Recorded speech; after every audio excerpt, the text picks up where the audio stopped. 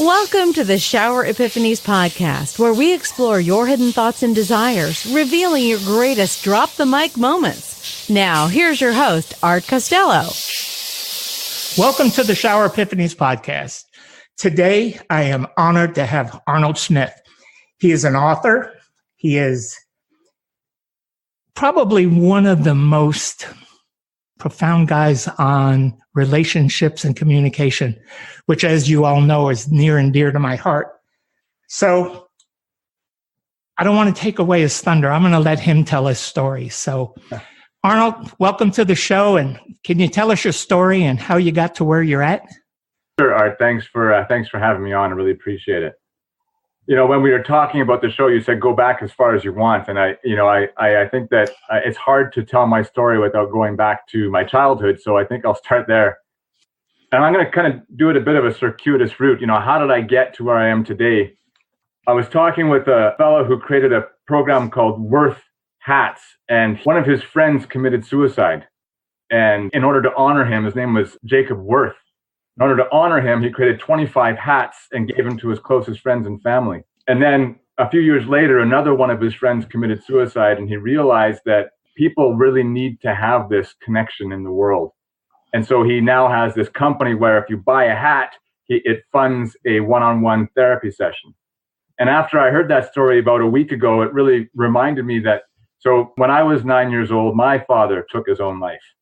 And then people often ask me, you know, why did you create the Connection app? Why did you, what motivates you to try and get people to connect? And although, in my adult life, I didn't really relate to it like that was why, I think that obviously as that small child, if I thought, if only he had, was there something I could do?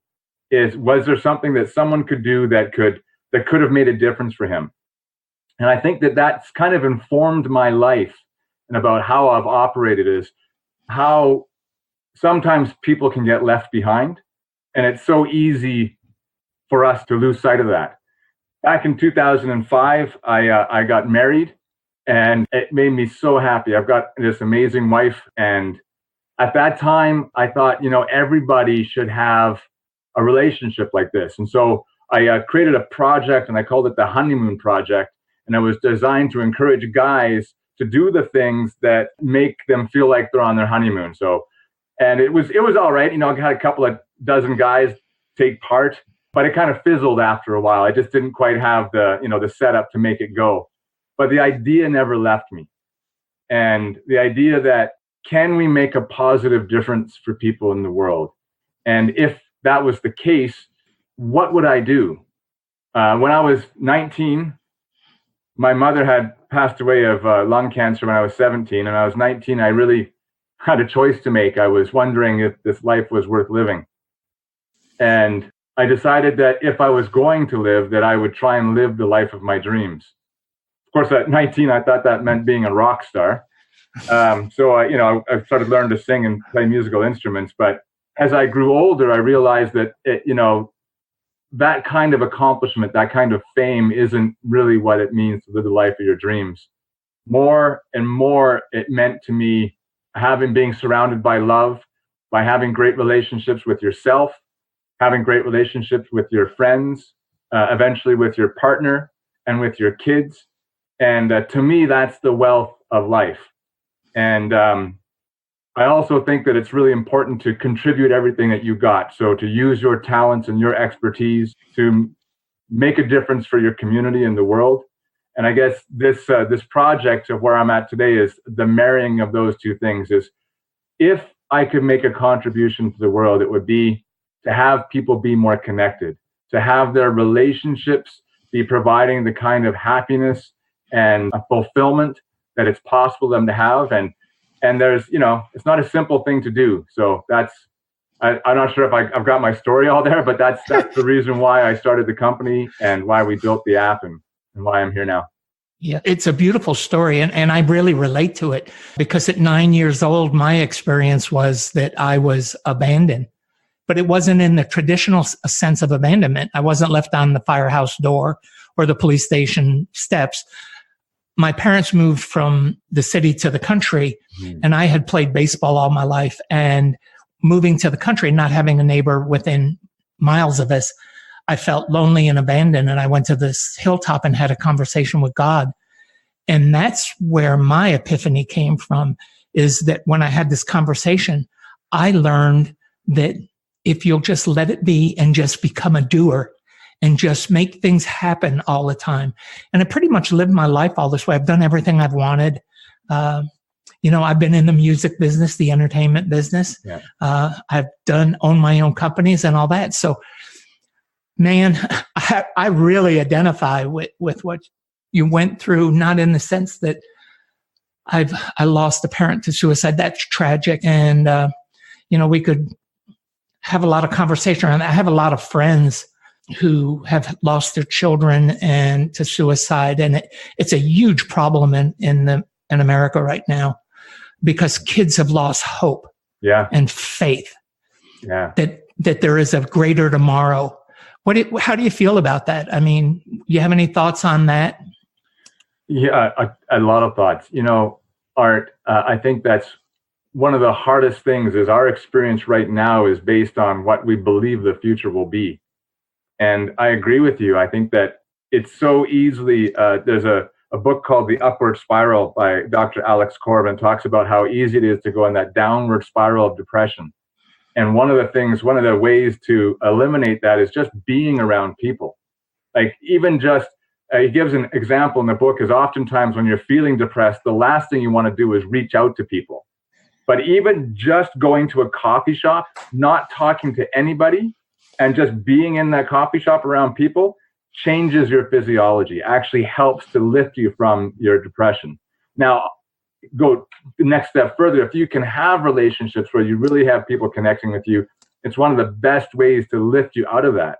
And, when you look at the future, there's some challenges, but I think that we as a people, as a humanity, have the capacity to address them, but only if we work together.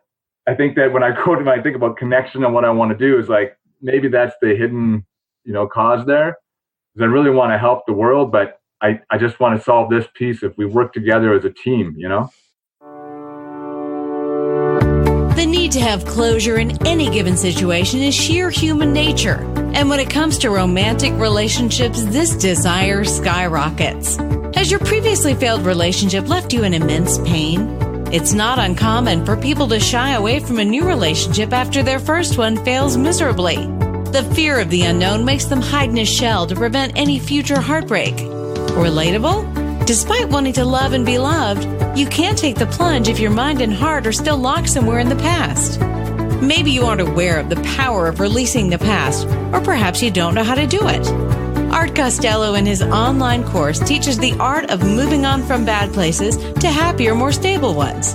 This course can change your life for good, helping you beat all kinds of negativity on the road to eternal bliss. Sign up now before the gloominess gets the better of you at expectationacademy.com. Yeah, one of the things that you said that really just resonated with me was about Dr. Corbin and his spiral down. Mm.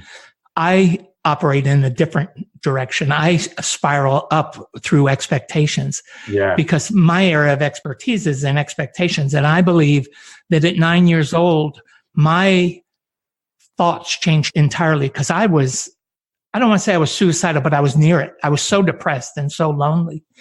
And when I had that conversation with God, I realized that for me, I had to stop relying on the expectations of others and rely on the expectation of myself. And it's a long story, and I don't want to get into it because I'll take your whole show. But it was really the dynamics of the situation that brought me to that realization. But I've always spiraled up. Always. Yeah. I don't ever spiral down, and I don't let myself go there. I catch it before I go there. But there's so many things that you mentioned in your story that we have in common, music. And I believe that music is a form of communication. Dance is a form of communication. Yeah, absolutely. But nothing is great as that sense of connection and communication when you're eye to eye and you see somebody. That's why I wanted to do a video with you and I today, because when you see, there's a connection when I see you smile, or I see your frown, or I see your eyes do something. That's part of communicating. Oh, no question. My wife always goes nuts with me because I can get on a subway in New York, not know anybody, and get off of there and have 5 new friends. Yeah. Are you like that? Oh yeah, very much so. There was a really interesting study. I think it was out of the University of Chicago, and it was does interacting with strangers increase positivity? And so they first determined that yes, in fact, having conversations with people who aren't connected to you does lift you up. And then they tried but why doesn't this happen more often? Anyway, they did 4 different studies, but what they ended up with was about 80 to 85% of people want to have more interactions with strangers, but they think that only about 10% of people actually want to have those interactions. So even though most people want to, their perception is that most people don't. And so it's a sad thing in our society that most people are craving that connection, really want to connect, but don't think anyone else does. Because, you get that, you get the look or the not look, the not smile. You go like, well, I don't want to bother them. You want to be polite. But I'm like, hey, I'm going to smile and, hey, how you doing? My wife says I don't let that happen to people. The minute they give me a little bit of space, I can connect with people. And it's partly because I've traveled so much, and I know so many different places and cultures and everything. And I can pick up on it real quick where somebody's from, and I know how to interact with them. And boom, we hit it and we start talking. My wife is teasing me all the time about, I've never had a husband who had so many girlfriends because I can connect with people. And women are more apt to connect than men, I have found out. Why do you think that is? Oh, I'm pretty much a champion for that. We're way more similar than we are different. I think that there's some socially we get a lot of influences, and we kind of pick that up in terms of what's okay and what's not okay. I think that oftentimes we go back to millions of years. Back that women had to work together to make sure the cave was safe, and men had to focus on their own to make sure the hunter didn't get killed. And so is there some biology in that? It's possible. But I think that really people are shaped the same way.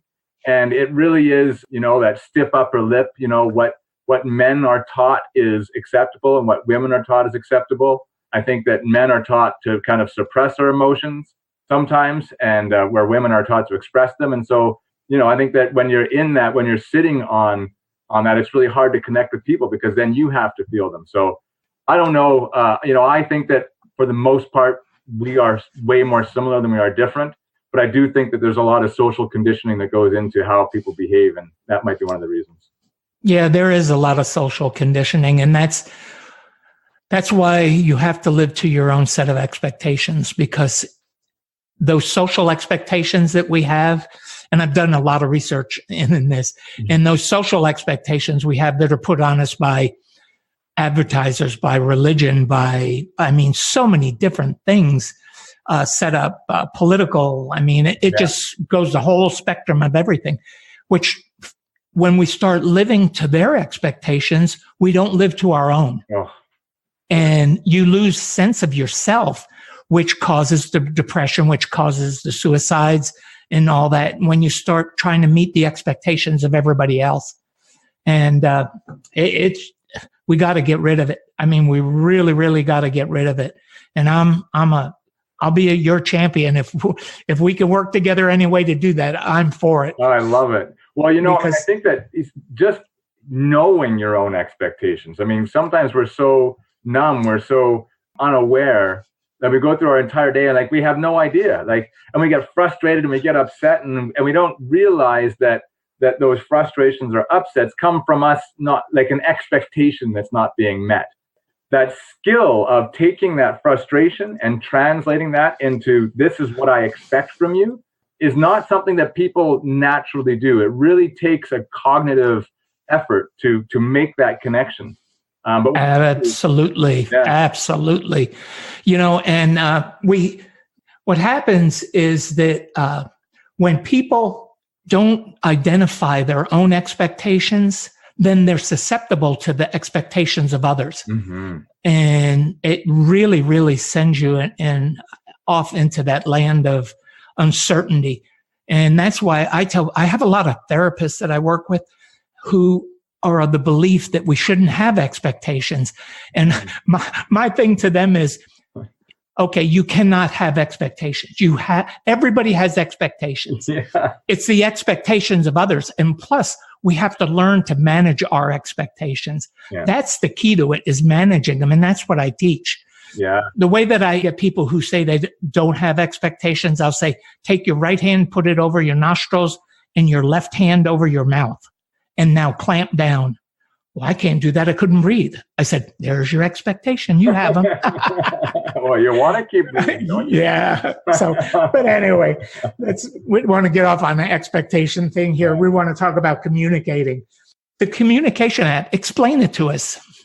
Sure. When we look at one of the highest human experiences when you're experiencing love, I mean, it can be measured and it's really clear. It's one of the most fulfilling feelings a person can have. The research that we did with the Connection app was, how can you generate that feeling in another person? What is most supportive in terms of the actions that you can do to help generate that in another person? And the cool thing is, actually doing those actions actually generates the feeling in yourself. Because the way we communicate, there's a whole thing called mirror neurons. And I'm not a neuroscientist, but I've just geeked out completely on this and read way too many studies and books and articles about it. But we actually experience the emotions that someone else is feeling, and that's how we communicate. So in our brains, and when two people are in sync, the person who is listening can actually experience the emotion before the other person does. And that's when they're really in sync. You know, the idea, you see people who are really good friends who complete their own sentences. They just are so in sync that they can do that. And so this idea of generating love between two people, you feel it and they feel it. And so the connection habits are all easy actions that you can do that actually help to generate a moment of positivity between you and another person. Boy, that resonates with me, because I'm an intense listener to people. Mm-hmm. When people start telling me their story and everything, I get intense in my listening and very, very focused on it. And I often know where they're going before they ever say anything. Yeah, very good. Ever think about it till you just said it, which I found really interesting. But my wife and I, we are at a place in our lives, and I'll give you a little bit of background on us. We met about 9 years. Well, we met about 10 years ago now. If I mess this up, we met about 10 years ago, have been married about 9 years. I had been married for 35 years, lost my wife to ovarian cancer. I'm sorry to hear that. And for 3 years fell apart. My kids slapped me upside the head and said, Dad, Mom told you not to do this kind of stuff. And, you need to settle down. So I started looking for someone to date. And after kissing many frogettes, I was very disappointed in what the whole dating experience. Mm-hmm. And one day I was looking on Match.com, and I saw these beautiful set of eyes staring back at me. And I wrote this really cutesy kind of thing about wanting to, I see a spark. How would you like to start a fire? Very good. And she kind of huffed me and everything. But she was 53 years old and never been married. I was 10 years older than her. And when we started dating, I knew immediately. I said, this is the woman that I'm going to marry. Wow. And I knew it immediately. And she didn't. And we went through this whole thing. And to make the whole long story short, we ended up really connecting and really having it has been the most fulfilling relationship in my life. Yeah. Because we are so connected. I can think something sometimes and she can complete it and know exactly what I was going to say or what I was going to do. Yeah. And I can do that with her. And, so great. I had never experienced that before. I mean, I was married for 35 years. And to be honest, my wife and I, my prior wife, we butted heads a lot. I mean, two different personalities, we were very different people. Yeah. She was extremely introverted. I'm extremely extroverted. Yeah. Just a lot of challenges. Well, and it's interesting you talk about that, because it goes to our relationship habits. And, one of the things that that happens in your relationship now is you've got all that life experience. And right from the get-go, you started with the habits that lead to connection. And then you just kept going with them. And what can happen when we're young or when we have less experience, our relationships can start to fall into habits that lead to disconnection, that lead to kind of conflict. And we find the status quo, and we find a way to coexist. But the connection habits are designed to kind of melt that little bit of iceberg. Well, I love using it when you're driving in the car and my wife's there and nothing's wrong, it's just kind of like, nothing's really going on. Yeah. And I can reach out to her and I can say, so, one of the connection habits is sharing the success and celebrating. So I might ask her, so tell me something successful about your day. And she would say something like, well, let me think. And then she would kind of get this moment of lightness. She'd go, well, I guess, that blah, blah, blah. And she'd tell the story. But then instantly, that's it. The positivity moment happened. And then, then you have that moment of connection and you can kind of go from there. Here's the thing that's most important about this. And we have a solo version of the app for people to do it with their friends, their family, their coworkers. And we have a couples version.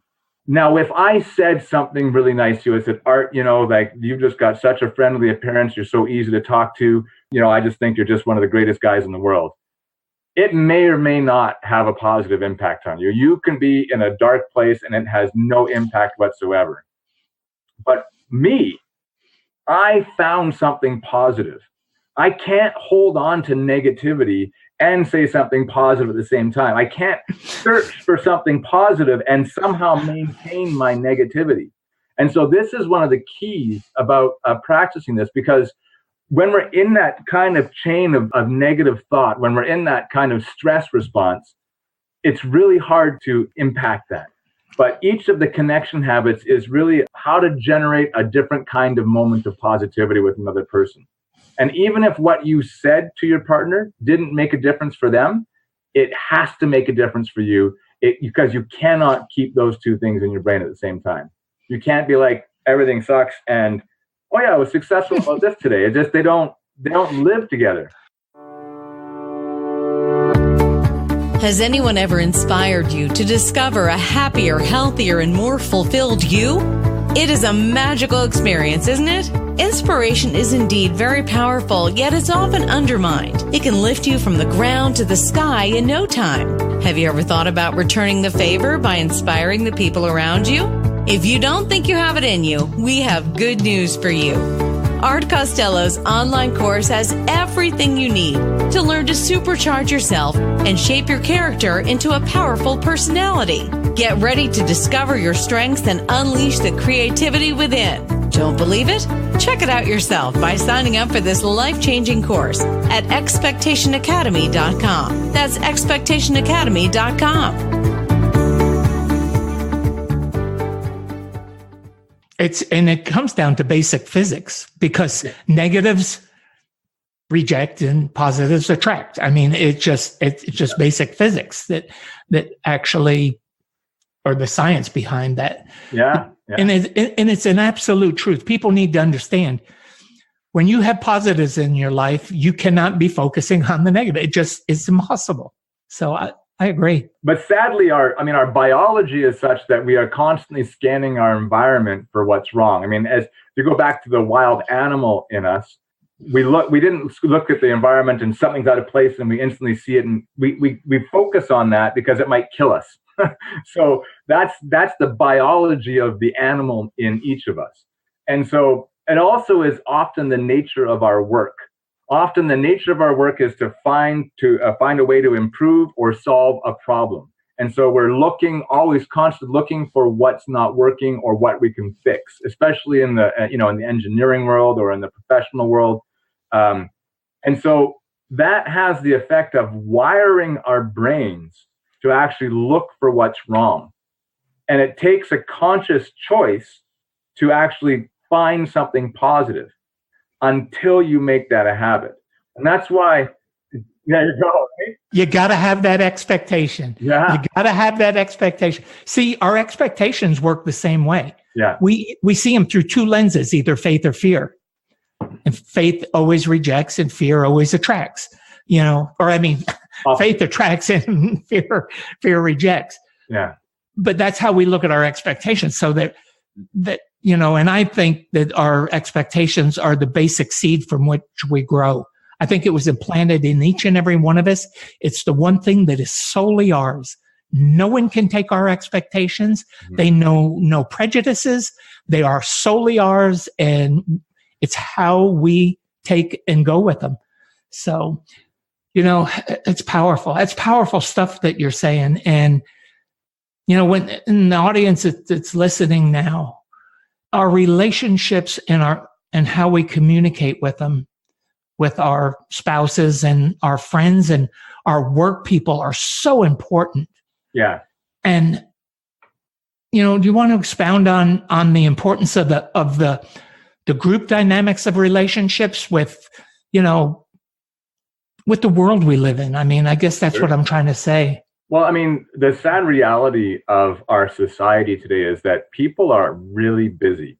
And even if they're like in reality not that busy, they feel busy. They fill their time up with often things that aren't really connecting with other people. I don't know how many times you ask someone, how you doing? And they say, oh, I'm busy, and so, I was curious. I was like, well, statistically, are we busy? And so if you add up the amount of time that you spend working, this is statistically the amount of time you spend on your smartphone, on social media, watching TV, on self-care and eating, you get 146 hours a week. Now, if you only sleep 6 hours a day, that only leaves 126 hours a week. So already you're oversubscribed before you spend any time working on your relationship. Now, of course, people aren't statistics, but I think it does speak to what we're spending our time on. And in that busyness, we forget to connect. It is not one of the things that's a priority. It's super important, but we forget to do those little things that actually make us feel connected to another person. We can literally go through our entire day and not connect with anyone in a meaningful way. Not really. When you talk about giving your full attention and really listening, it's actually one of the connection habits. Because in our society today, we're often so distracted with multitasking and trying to do several things at once that we forget to give all of our heart to someone as they're listening, to really get everything they're saying.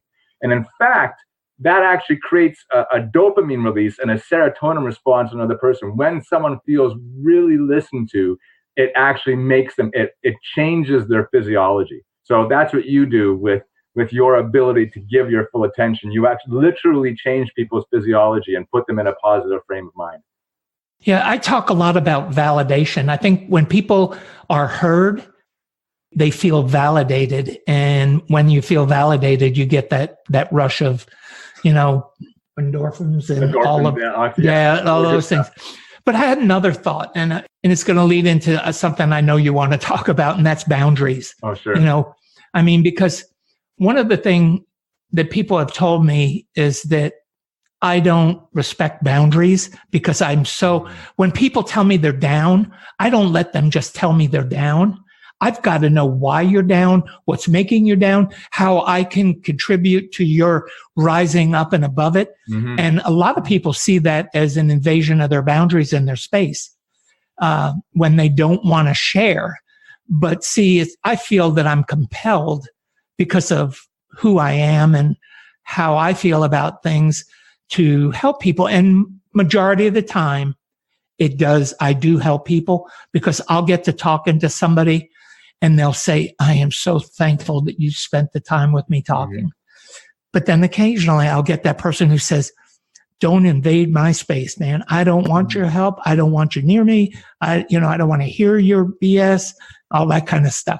Yeah. What about boundaries with stuff? I mean, how do you identify boundaries? And well, I think you just gave such a great example. For the one person may have been worried about your boundary around getting really personal, so that you might have offered their help and you may have encountered some resistance at first because they weren't sure if you had a boundary around really, hearing what's going on for me. So I think that there's a politeness factor there. And then the other side, you said, if someone said clearly, hey, I don't want your help. Like when you hit a boundary, it. Oh yeah. I think defining that, it can make a huge difference in relationships. It's just really understanding what that line is between what's acceptable to you and what isn't. I think that there's some people who when they know me and they say, I don't want you to invade my space, they'll come back later and say, okay, I'm ready. Yeah. Now we can talk about it. But when it's a perfect stranger and all that, and I mean, I've been on a subway in New York City and sat next to a person who literally, I could see the tears running down her face. Yeah. And I cannot react to that. And I asked her, you okay? And she just said, no, but, kind of just back off. And my wife happened to be sitting next to me. And my wife actually said, listen, he's really good to talk to. Huh. And he knows what he's doing.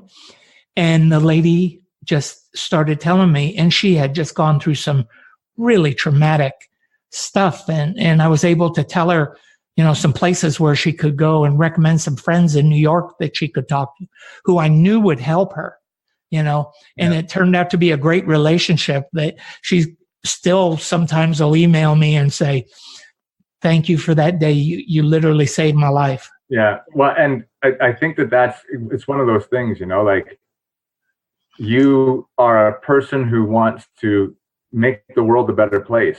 And, there's these, I think most of us have that impetus. And then as you say, you talk about fear stops us. Will I say the right things? What if I make it worse? Do I have the skills? What can I do? And I think that, I really have to give you a shout out of admiration for that, because I think I've got that impetus too, is, don't leave people lost. You never know the difference you're going to make. You could have just said, oh, no, and your wife might not have said something, and then what would have happened?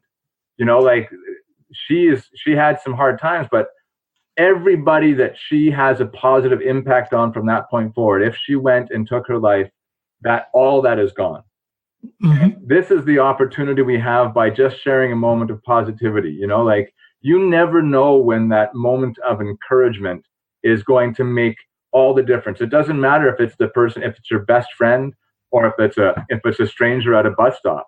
By connecting with people and giving them a boost, you never know the impact that will have. And each of us has that power every day. And part of what when I talk about the connection habits, that's it. It's one of those things that if you have it as a habit, you're going to do that thousands and thousands of times over the course of your lifetime. Absolutely. You have no idea the ripples. I mean, just one may have, one conversation, you reached out, you were caring, you were able to listen. That one conversation has all these amazing ripples. And here it is, thousands and thousands of opportunities through the course of your life to create those ripples and positivity. That's the opportunity we have. Yeah, I call it the butterfly effect, because when a butterfly flaps its wings, it sends out energy, and it just ripples all the way across the world. So, those rippling effects can really, really change people's lives. Which brings me to the question of, we live in an internet world now. We live in a space that is totally different that I grew up in. Mm-hmm. The kids growing up, my granddaughter, or all my granddaughters, all four of them, they live on electronic stuff. And I always worry about, how do boundaries affect the internet now, and how do they not affect it, with the communication on there? Because we know that, I got an instance in my head that we just had an incident here with school letting out, that a gentleman decided to get on iPhone airdrop or whatever it is. Yeah. And he was in his late 60s and sent nude pictures of himself to the middle school here. Oh my God. And all the kids that had iPhones out and everything, the parents had not turned out the airdrop off, got the photos. And pretty soon everybody was looking at because most of the kids had airdrop on. Yeah. And clearly a boundary was crossed. And a very serious boundary. And he was caught. The police got him.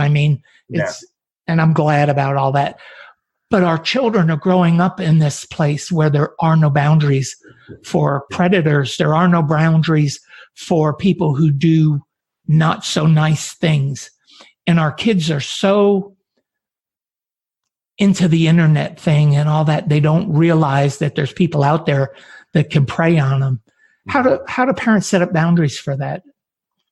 Oh, I mean, it's such a complex question. That's not, technology boundaries. It would be where my area of expertise is. But, I think that it's really important. So I was thinking more about the mental boundaries, not the technical. Yeah. Well, I think you really have to look at what kind of life do you want to live?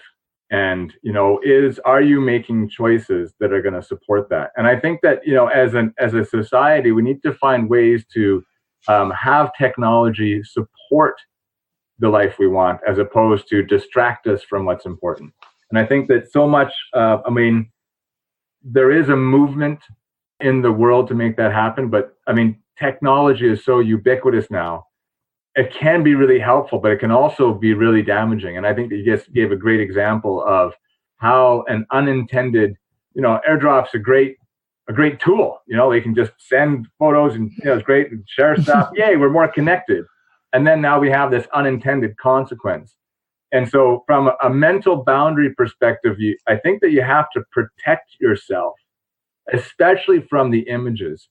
If you really read the news, it can be really depressing. I've had to, I love the news. I'll read it all the time, and I'm like, yeah, this is great. I like to stay informed.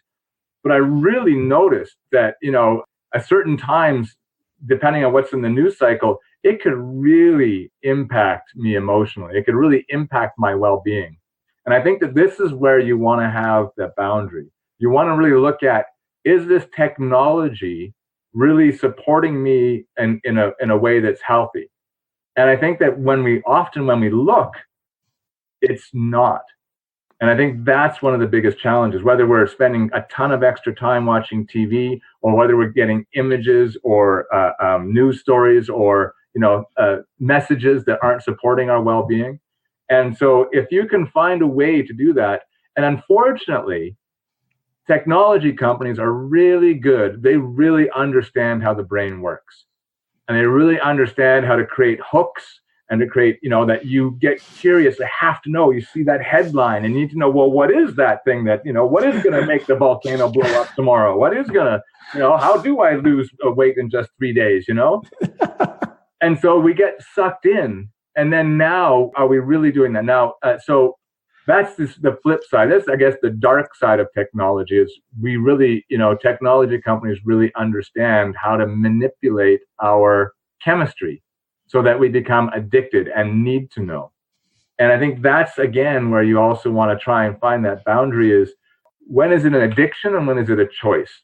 And that's an awareness piece for each individual. Am I choosing this because I want to, or can I not put it down?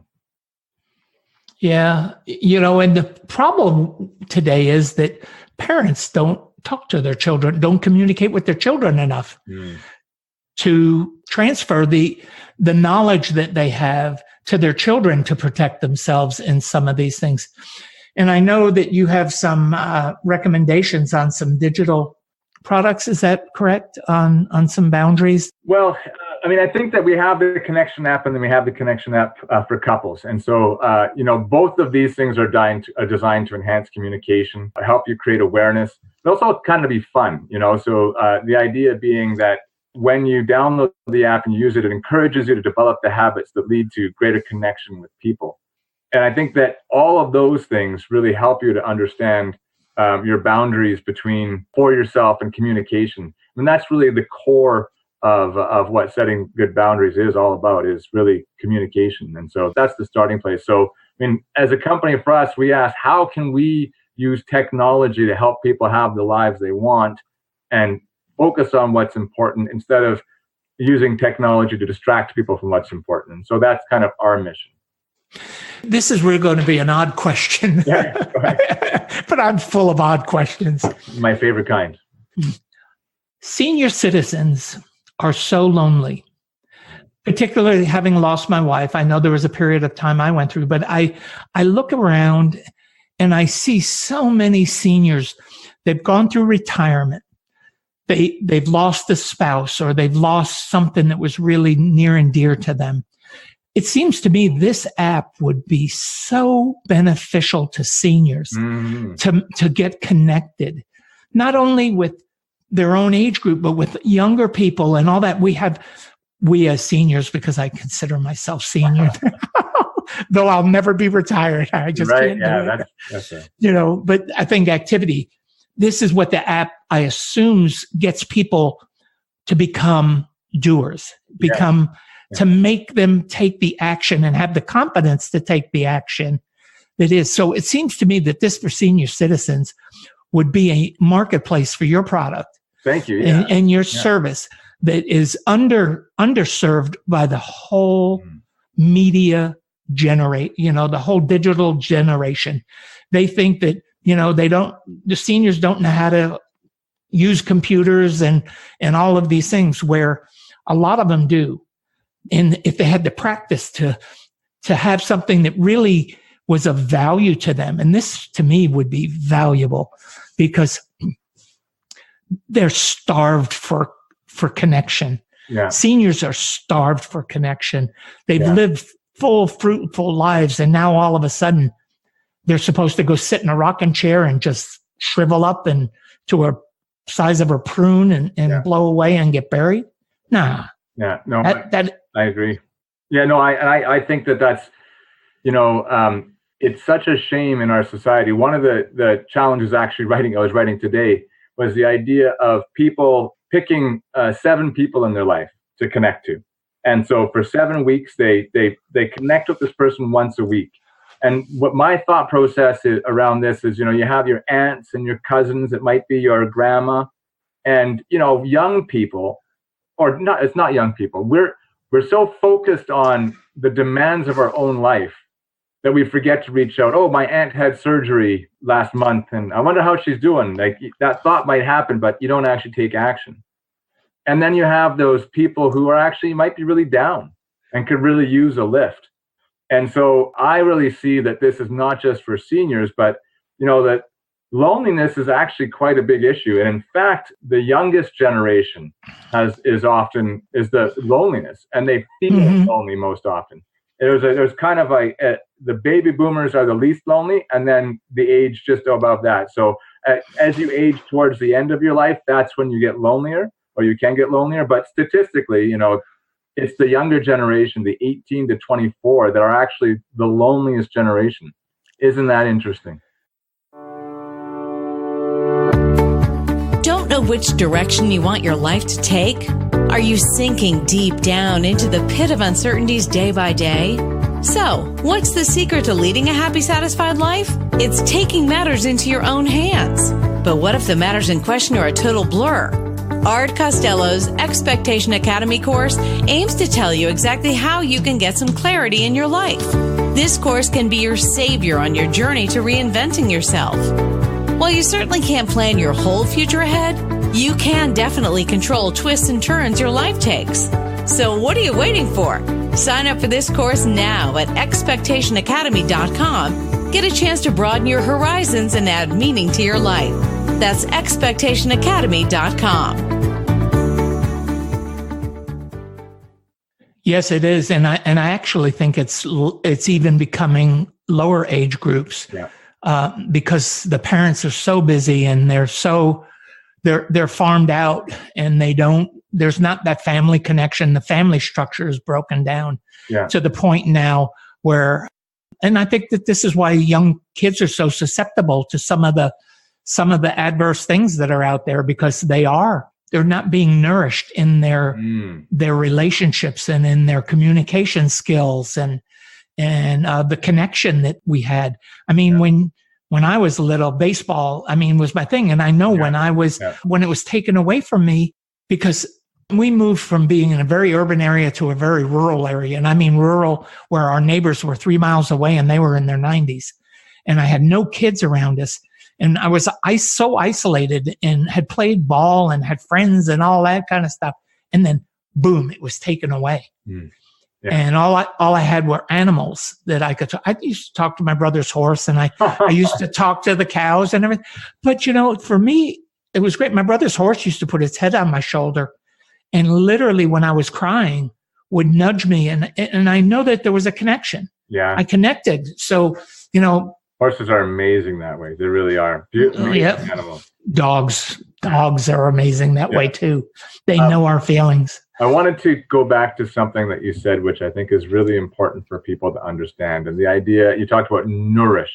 They don't, that their connections aren't nourished. What happens when we connect online, the pictures and the messages, we actually get a little dopamine release in our brain. So it feels good to feel connected, to get those messages, to see those things. And we feel like we're connected. So we feel like we're feeling good. But what we don't get is the positive physiological response of actually when you really connect with another person, when you really see them, when you can actually communicate. Now, getting positive messages from your friends and, saying nice things about you, that stuff is really good too. But there is a whole physiological response that we get when we're actually with people. And I think that what happens for our younger generation is they feel like they're connected. And they don't have that experience of like really being with someone, giving them their full attention, really connecting with them, knowing how to understand what's being communicated without being said. There's a whole level of listening that people are losing as a society. And if our parents or if their parents haven't taught them that, then they miss that as well. And that generation keeps getting passed on. And I think that this is one of the key pieces around being with each other. When you really get in sync with another person, that's what keeps you healthy. And so that's what keeps you away from that downward spiral of loneliness and depression. And so this is what, even though we're an app that's designed to encourage people to connect in their life, we're using external triggers for the behaviors. When I have lunch with a friend, when I sit down at my desk, before I go to work, at the dinner table, it's about how do I integrate these connection habits so that I'm generating those moments of positivity, not only for myself, but for the people I care about. So they always feel loved and appreciated. And that's the goal of the connection app. And that's really downright, it's genius and it's beautiful. I mean, because it really is, because it's so lacking. It's so lacking in our world today, the connections. And I know you probably don't want to go where I'm going to go with this, but how, the political climate that we're in right now is so divisive. Yeah. And that drives a wedge in connections. And it's actually driving a wedge in families and in communities. I've seen it in churches. I've seen it in so many different areas. And I'm not so much interested in the political part of it as I am the mental state of it and what it's doing to us. Because, I was in a restaurant the other day, and a woman that was sitting at the table next to me, my wife and I were sitting there talking, and she overheard. She said, "What is it that you do?" And I said, "Well, I'm an author and speaker and a podcaster." And she said, "Well, what's it about?" And I said, "Well, my area of expertise is in expectations. My podcast is called Shower Epiphanies." And I said, "It's basically based around having faith over fear." She goes, "Oh, you're one of those, huh?" And literally shut the conversation off, paid her bill, and left. And I thought, how sad. She did not even get to learn what my idea about faith is, because for me, faith is a very broad term. Faith isn't always about religion. It's more about your believing in the possibilities of life and believing in the possibility of everything. I always talk about the possibility of everything because everything is always possible to me. When you believe that it isn't, it isn't. But if you believe that it is, it's an open-mindedness that creates abundantly beautiful opportunities in so many different areas of your life. And that's what communication's about. But she cut it off. She never even let me get to say anything about it. Yeah. How do we overcome these divisiveness that's in the country? And I know you and I are both on the same bandwagon about going out and doing things. But for the listener out there has a family member that's not talking to them anymore, what specific step can they take to get that communication back opened so there's a connection? So I think really just acknowledging the positive, really seeing what you can be grateful for. I think oftentimes what will happen in these relationships, we'll start playing a script in our heads that is not that, is the opposite of the negative thought. It's they're doing this and they did that. And you just really go into a pattern of thought. And I think that separating kind of what happened with our story about what happened, so that woman walked away from the table. That's what happened. She didn't, you could say, oh, she was so insulting, or she was mean, or she, all that stuff. You can make up all the story about it. And then you're like, next time you see her, she's an insulting, mean person, but all she did was shut down the conversation. So, and she might have a whole story around, in her, maybe she was part of a cult and she couldn't deal with that and she got scared and had to go, but she's not a mean person. She just, so we live in this story about what happened. In that mind, there's no reconciliation. But when you search for something positive, when you search something successful about your relationship, or acknowledge something positive that's happening, or something positive about that person, when you think about who they are as a person and try and think about their good qualities, well, that allows for a space to open up for a conversation, or, we're allowed to have our differences, and this is mostly who you are, and we have our difference here. And that is a place where we all get to move forward, where we all get to say, they have a perspective and I have a perspective. And really, if we want to grow as a humanity, as a species, we actually need to consider all the perspectives. And the danger is when we vilify each other and paint everybody with the same brush, we forget the goodness that's in everyone. We forget that they're not just evil people, or how could you support that? That's against, and then now they become evil, and that's a massive leap. Whereas we have a difference of opinion, and if we can live in that, we are mostly good people trying to do our best, and we have some differences, and if we can figure out a way to work together, at the end of that is actually a better solution than we would have come up with on our own, or often can be. And I think that's the place where, if you can create these moments of connections, if we can stay connected as a people and our shared goodness, that's the foundation that we can build for the communication that will make the difference for people. Boy, there's no better way to close out this hour. It's hard to believe that it's an hour's almost gone by. Yeah. But I want to give you some more opportunity to tell us. So I'm not going to cut you off immediately. But how can our audience download the Connection app and learn more about your mission online and on social media? Tell us where they can get a hold of you. Give us the whole shot, because I want them to hear it. You can go to your favorite app store, either the App Store or Google Play, or just come to theconnectionapp.com. You can learn more about what we're up to. And also at the Connection app on Instagram and Facebook. Wow, that's great. I have one more question, because I can't go without asking. Sure. Now, Michelle is your partner in this business, right? Can you tell us a little bit about her? I wish she could have been here with us today, because I would have loved to have female perspective on some of this. Absolutely, yeah. She's been really great. So she's a life coach, and she's been through some turmoil in her life around relationships. And so she's really passionate and has really come to believe that relationships are kind of the cornerstone of a happy and healthy life. And so she's just really saw the opportunity with the app and wanted to make sure it happened. Oh, that's great. Yeah. It's super. Well, folks, it's been a really short hour, and Arnold, we're going to do this again. I just got a great feeling about you, and I know we connected, and it's great. So everybody, you can find out about the Connection app in our show notes. All the information will be in there. We'll share it with you, and I'm going to encourage you to go out and get this app. Yeah. I know I am, because I think that it can benefit every single human being on the face of this earth. Share it with your children, share it with your spouse, share it with your workmates, get them to get this app, and we'll make a difference in this world, because that's what it's all about, is becoming difference makers.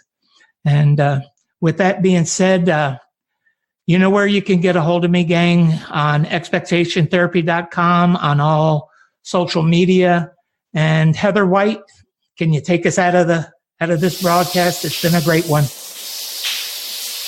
Thanks for listening to the show. Drop us your comments and questions with what you want answered on the show. You can subscribe on iTunes and Binge Network.